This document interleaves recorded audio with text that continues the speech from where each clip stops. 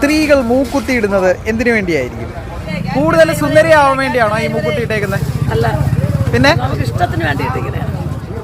സൗന്ദര്യം കൂടാൻ വേണ്ടി മാത്രം ഇട്ടാണെന്ന് ഞാൻ പറഞ്ഞ എങ്ങനെ പ്രതികരിക്കും? അതെനിക്ക് അങ്ങനെ ഇഷ്ടമില്ല. അങ്ങനെ ഇഷ്ടമില്ല. വെറുതെ ഇട്ടേക്കുന്നതേ ഉള്ളൂ. വെറുതെ ഇട്ടേക്കുന്നതേ ഉള്ളൂ.